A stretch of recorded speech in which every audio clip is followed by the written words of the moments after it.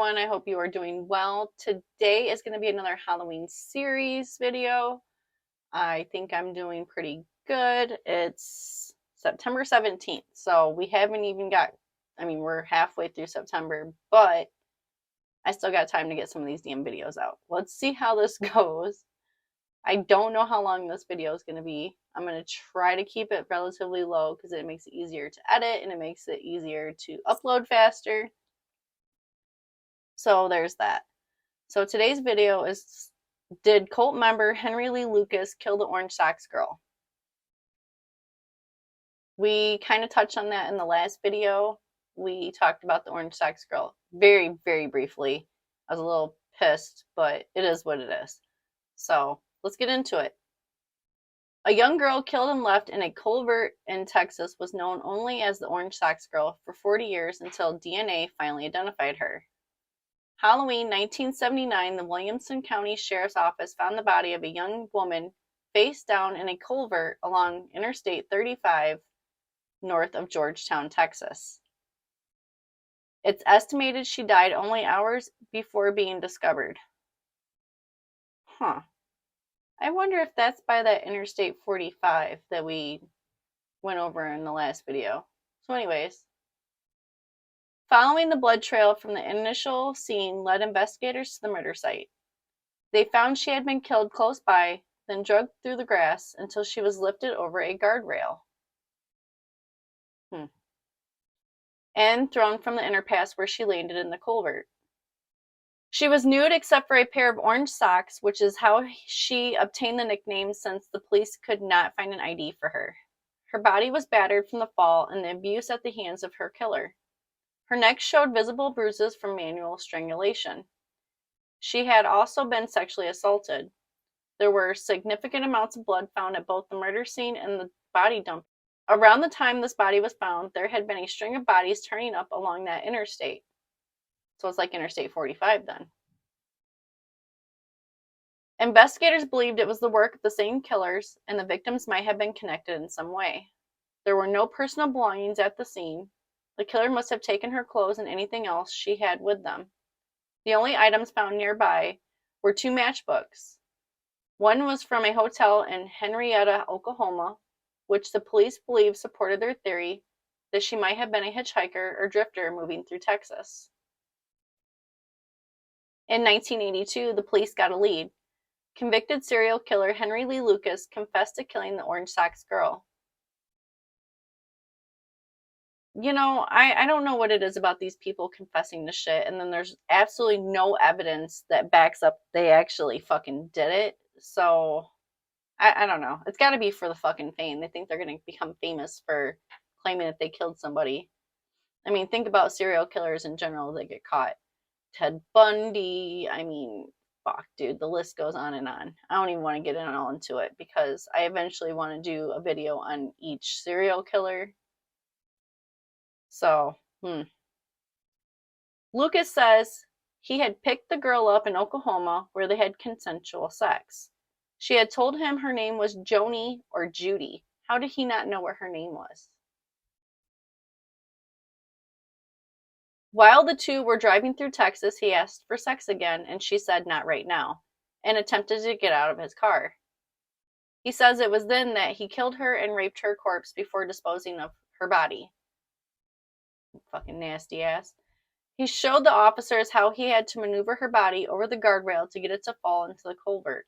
Lucas received a capital punishment conviction for the killing of the Orange Socks girl. He stood by his story until 1984 when he recanted. After this, his capital punishment death sentence was reduced to life imprisonment by former President George W. Bush, then governor of Texas. Well, we already know about him too. Henry Lee Lucas and his partner Otis Toole, I like that name, Otis Toole, I like to say it, have admitted to killing over 30 people. They claim most of which was to do with this. I'm fucking up already, guys. I'm just fucking up left and right. They claim most of which was to do with the secret satanic cult they belong to called the Hand of Death. See, we briefly touched on this in the last video. It was this satanic cult that had trained Lucas and Toole, I like that name, to be killers. Lucas said he was taken to the Florida Everglades in a camp-like environment where the Hand of Death trained him and the others. He was taught skills in killing, rape, car theft, drug trafficking, and other forms of organized criminal activity. Lucas said this cult was part of a nationwide ring that had people killed and children abducted and taken to a ranch in Juarez, Mexico. At the ranch, they would make child pornography and carry out ritual sacrifices. The Hand of Death has connections to killers such as Son of Sam, David Berkowitz, and the Manson's family leader, Charles Manson. Whether Henry Lee Lucas killed the girl in the orange socks or not, she still hasn't been identified. But she has. I know she has because when I was looking up the last one, I found out that one had been solved and they found her. I was right. I was like, they're going to find out who she is. They did. I didn't see anything that they found her killer, though. So, the last girl, that they know who she is now. This one, I know they've found who she is because I seen that when I was looking up I don't know if we're going to touch it in the story or not, but we'll find out. Over the years, the police got several leads that all proved wrong. In 2001, a photo was found that seemed to match the composite police had made for their unidentified girl, but through DNA, they confirmed it wasn't her. A missing person, Martha Morrison, was thought to have been the Orange Sox girl for a while, but DNA also disproved that. It would take until her 37th anniversary and death for a break to happen.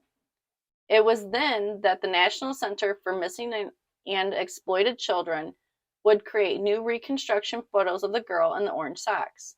More DNA testing was done on the socks she had been wearing. It would show 2 or more males' DNA. They didn't state that before. Okay. But no further testing had been done in trying to link that DNA to anyone at this point. New testing was also available to find DNA that was under her fingernails and on her body. August 2019 would finally bring an answer to the mystery of who the girl in the orange socks was. Her sister saw a forensic picture that looked familiar.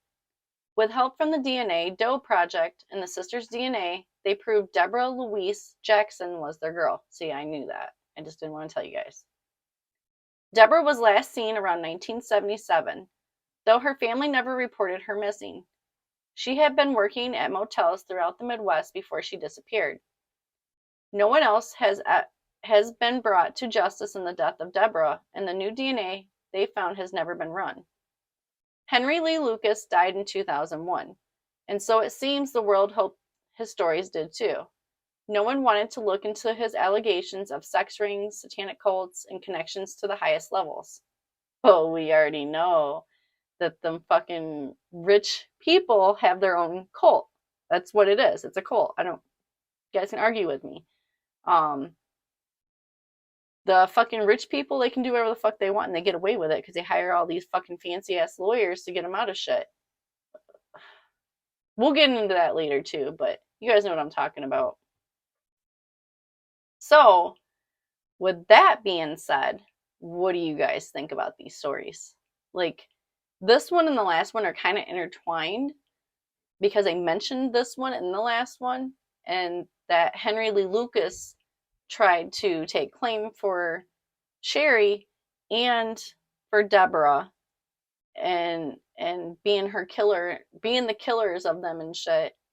But I don't think he actually fucking did it. I think he did it to try to become famous. He was like, oh, I'll just be like one of these other famous serial killers everybody hears about and shit. So, I don't know. I don't think he actually did it. I don't think he had enough information about, I mean, this was back when they released too much information to the public. So he can make up his own story about what happened. Oh, I threw her over the guardrail and she landed in that, culvert or whatever, blah, blah, blah. I don't think he actually did it. I think he just fucking said that shit so he can have his 5 minutes of fame. Become famous, so to speak. So, what do you guys think? I mean, the fact that they actually found these girls makes me happy. The fact they don't know who killed them kind of pisses me off. We've come a long way, guys. We've come a long way. If we can identify who these girls were, why can't we find their killers? It's just a matter of time. Although Henry Lee Lucas is dead, so I mean, he rot in fucking hell, you know. But I don't know. It's not safe out there, guys. Be safe. Don't hitchhike and stay away from fucking crummy ass areas of town. Keep your cell phones on. They have trackers on them. If you have an Apple Watch, it has a tracker on it. They can find you.